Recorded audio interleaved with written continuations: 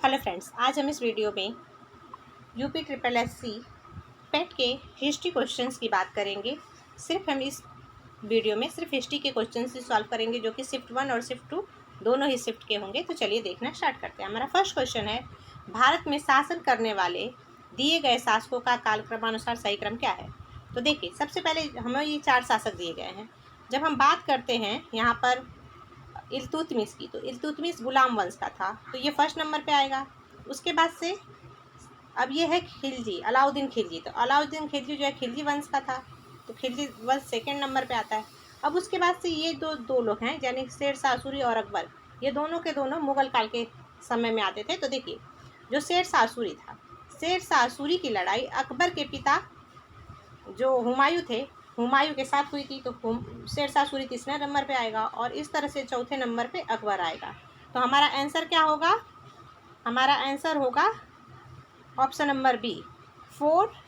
पहले क्या आएगा? 4 आएगा, फिर 3 आएगा, फिर 2 आएगा और 1 आएगा। 4 3 2 1 is the right answer. Next question है, निम्नलिखित संतों में से शिवाजी के समकालीन संत कौन थे।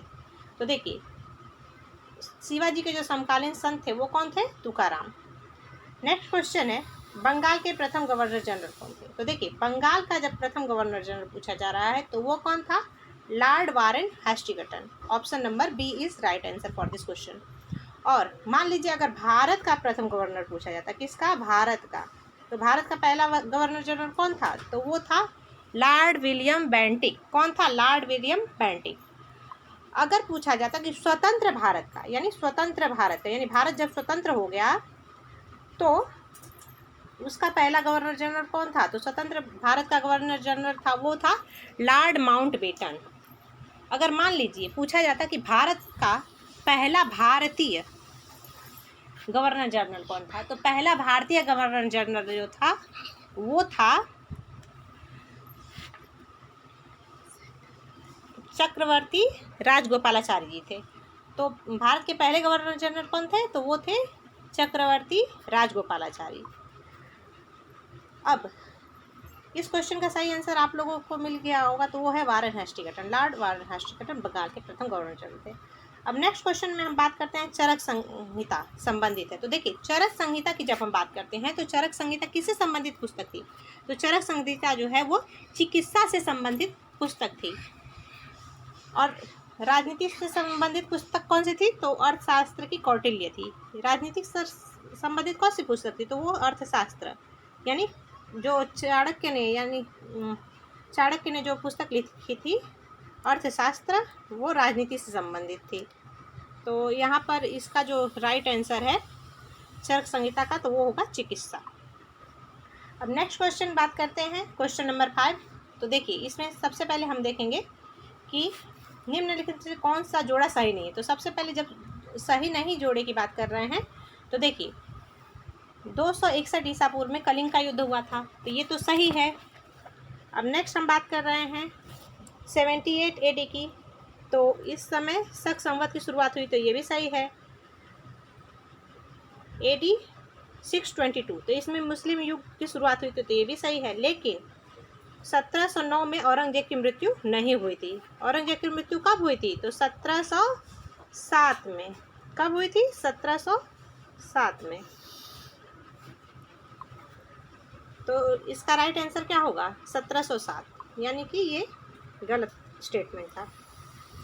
नेक्स्ट क्वेश्चन हम देखते हैं, इनमें से किसे भारत के ग्रैंड ओल्ड मैन के नाम से जाना जाता है। तो देखिए, जो दादा भाई नौरोजी थे उन्हें भारत का ग्रैंड ओल्ड मैन कहा जाता था, यानी कि भारत के वयोवृद्ध पुरुष कहा जाता था, यानी सबसे बूढ़े व्यक्ति कहा जाता था। तो वो थे दादा भाई नौरोजी जी। अब नेक्स्ट क्वेश्चन हम बात करते हैं, तो नेक्स्ट क्वेश्चन देखते हैं, सन 1915 से 16 में किसके नेतृत्व में 2 होम रूल लिंग की स्थापना हुई। तो देखिए, जब हम 1915 से लेकर 1916 की बात करते हैं, तो 1915 से लेकर 1916 में किसकी स्थापना हुई थी? तो होम रूलिंग की स्थापना हुई थी। अब यहाँ पर 2 होम रूलिंग की स्थापना बता रहा है, तो किसके साथ किसने शुरू किया था? तो वो थे एनी बेसेंट और लोकमान तिलक। कौन थे? एनी बेसेंट और लोकमान्य तिलक। तो ऑप्शन नंबर ए है सही आंसर है इसके लिए। नेक्स्ट क्वेश्चन जब हम देखते हैं तो नेक्स्ट क्वेश्चन है निम्नलिखित को मिलान कीजिए, यानी कि जोड़ियाँ मिलाइए। तो देखिए, ब्रह्म समाज की स्थापना किसने की थी? तो राजा राम मोहन रॉय ने। रामकृष्ण मिशन, तो रामकृष्ण मिशन की स्थापना किसने की थी? स्वामी विवेकानंद ने। आर्य समाज की स्थापना किसने की थी? दयानंद ने। और सत्य शोधक समाज की स्थापना जो है ज्योतिबा फुले ने की थी। तो इस तरह से इसका राइट आंसर क्या होगा? तो इसका राइट आंसर होगा, इसका राइट आंसर क्या होगा? Option number C. अभी नेक्स्ट हम देखते हैं करो या मरो। तो करो या मरो का नारा किसने दिया? तो आप सभी को मालूम है कि करो और मरो का नारा जो है महात्मा गांधी ने दिया है। तो option number D is right answer for this question. Next question है जब सुभाष चंद्र बोस ने भारतीय राष्ट्रीय कांग्रेस के अध्यक्ष पद से इस्तीफा दिया तो इस पद का प्रस्ताव किसे दिया गया? यानी देखिए, जब सुभाष चंद्र बोस ने भारतीय राष्ट्रीय कांग्रेस की अध्यक्षता पद से, यानी अध्यक्ष जब थे तो कब थे? 1938 में। जो 1938 में जब सुभाष चंद्र बोस जब अध्यक्ष बने थे तो उस समय जो है उन्होंने अपने अध्यक्ष पद का इस्तीफा दे दिया। तो उस वक्त कौन राष्ट्रीय कांग्रेस के अध्यक्ष बने? तो वो थे डॉक्टर राजेंद्र प्रसाद। अब इसके बारे में ज़रा डिटेल में जान लीजिए कैसे बने डॉक्टर राजेंद्र प्रसाद। तो देखिए, जब 1938 में क्या होता है कि 1938 में हरिपुरा अधिवेशन होता है। 1938 में कौन सा अधिवेशन होता है? हरिपुरा अधिवेशन। और हरिपुरा अधिवेशन में क्या होता है कि सुभाष चंद्र बोस जो है वो बोलते हैं कि मुझे मतलब कांग्रेस के अध्यक्ष नहीं बनना है, क्योंकि उनकी तबीयत उस समय ठीक नहीं होती है। तो उसी वक्त जो है पट्टाभी सीतारमैया भी जो है तैयार हो जाते हैं चुनाव लड़ने के लिए। और पट्टाभी सीतारमैया और सुभाष चंद्र बोस दोनों जन जो है इसमें भाग लेते हैं चुनाव में। और 1939 में क्या होता है कि सुभाष चंद्र बोस जो है वो जीत जाते हैं। और पट्टाभिरमैया जो थे वो पट्टाभिरमैया किसके संरक्षण में थे? तो पट्टाभिरमैया जो थे उनके ऊपर गांधी जी का हाथ था और ये गांधी जी की छत्रछाया में थे। तो जब पट्टाभिरमैया की हार हो जाती है तो गांधी जी गुस्सा हो जाते हैं, बोलते हैं कि अब मुझे कांग्रेस से कुछ लेना देना नहीं है, मैं कांग्रेस का अब साथ नहीं दूंगा। तो क्या होता है कि सुभाष चंद्र बोस को बड़े बड़े नेता लोग बोलते हैं कि आप जो है कांग्रेस के इस अध्यक्ष पद से इस्तीफा दे दीजिए। तो उसी वक्त जो है सुभाष चंद्र बोस ने कांग्रेस पद से इस्तीफा दे दिया। लेकिन जब सुभाष चंद्र बोस इस्तीफा देते हैं तो उसके बाद से पट्टाभिरमैया को भी इसका अध्यक्ष नहीं बनाया जाता है। और उसके बाद किसको अध्यक्ष बनाया जाता है? डॉक्टर राजेंद्र प्रसाद को बनाया जाता है। तो इस्तीफा दिया तो इसके पद का प्रस्ताव किससे दिया गया? डॉक्टर राजेंद्र प्रसाद को। और डॉक्टर राजेंद्र प्रसाद ही भारतीय संविधान के अस्थाई सदस्य हैं, पहले अस्थाई सदस्य थे। और 1929 में जब सुभाष चंद्र बोस भारतीय राष्ट्रीय कांग्रेस के अध्यक्ष पद से इस्तीफा दे देते हैं तो 1929 में ही इन्होंने फॉरवर्ड ब्लॉक की स्थापना की। ये जो क्वेश्चन है शिफ्ट 2 के हिस्ट्री के क्वेश्चन है। तो चलिए देखते हैं।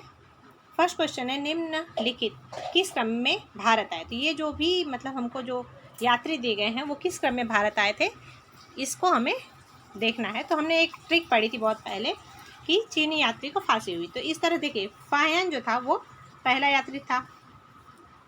दूसरे नंबर पे कौन आता है? तो दूसरे नंबर पे हेनसांग आता है। पहले फाहियान, फिर दूसरे हेनसांग, और तीसरे नंबर पे टॉमस रो आता है। तो इस तरह से जो राइट आंसर होगा वो क्या होगा? तो पहले क्या आएगा? 2, फिर उसके बाद से 3 और 1। तो राइट आंसर होगा ऑप्शन नंबर सी।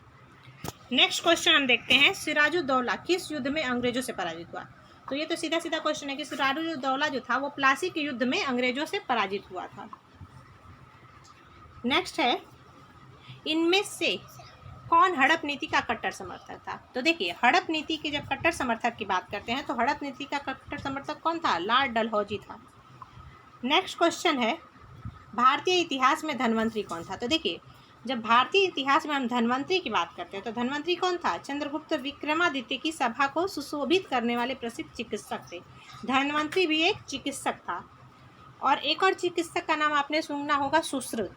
तो सुश्रुत जो था वो विश्व का पहला चिकित्सक था और उसने ही प्लास्टिक सर्जरी किया था सबसे पहले, और इसीलिए वो सर्जन के का जो है सर्जरी का पिता कहा जाता है, सुश्रुत। लेकिन धन्वंतरी जो था वो किसके उसमें था, किसके साम्राज्य में था, तो काल में था, तो वो चंद्रगुप्त विक्रमादित्य की सभा में था। नेक्स्ट क्वेश्चन है, मौर्यकालीन भारत के विवरण वाली इंडिका के लेखक थे। तो देखिए, मौर्यकाल में भारत का जो विवरण किया था इंडिका नामक पुस्तक में, तो उसके लेखक कौन थे? तो इंडिका नामक पुस्तक के लेखक मेगास्थनीज थे। अब नेक्स्ट क्वेश्चन है, साइमन कमीशन किस वर्ष भारत आया? तो देखिए, साइमन कमीशन जो है 1928 में भारत आया। और साइमन कमीशन की नियुक्ति कब हुई? तो साइमन कमीशन बना कब? तो 1927 में। 1927 में बना और 1928 में भारत आ गया। तो option number D is right answer for this question. अब नेक्स्ट हम बात करते हैं क्वेश्चन नंबर 7। तो भारतीय राष्ट्रीय कांग्रेस द्वारा किस अधिवेशन में ऐतिहासिक पूर्ण स्वराज यानी पूर्ण स्वतंत्रता का प्रस्ताव पारित किया गया? तो देखिए, जब पूर्ण स्वराज्य है या पूर्ण स्वतंत्रता का प्रस्ताव पारित किया गया तो ये कांग्रेस के किस अधिवेशन में किया गया? तो 1929 के 1929 के लाहौर अधिवेशन में। कौन से अधिवेशन में? लाहौर अधिवेशन में। और इसकी अध्यक्षता किसने की थी? तो इसकी अध्यक्षता पंडित जवाहरलाल नेहरू ने की थी। तो लाहौर 1929 के लाहौर अधिवेशन के अध्यक्ष कौन थे? तो पंडित जवाहरलाल नेहरू थे। तो इसका सही आंसर क्या होगा? Option number B. Next question है, निम्नलिखित का मिलान करें। अब देखिए, इसमें सबसे पहले हम इंडियन नेशनल आर्मी की स्थापना किसने की थी? तो सुभाष चंद्र बोस ने की थी। अब गदर पार्टी की बात करते हैं तो गदर पार्टी की स्थापना किसने की थी? लाला हरदयाल ने। और मित्र मेला किसने की थी? तो बीडी सावरकर ने। और होम रूलिंग की स्थापना जो है एनी बेसेंट ने की थी। तो इस तरह से इसका राइट आंसर क्या होगा? तो सी डी तो वैसे ही होगा, यानी कि इसका राइट आंसर इसमें से क्या होगा? तो option number B. Option number B देख रहे हैं। देखिए, यहाँ पे 3 और 2 तो वैसे ही था, लेकिन यहाँ पे फर्स्ट का आंसर क्या था? फर्स्ट का आंसर 2 था और 2 का ए था, 1 था। तो इस तरह से option number C is right, sorry option number B is right answer for this question.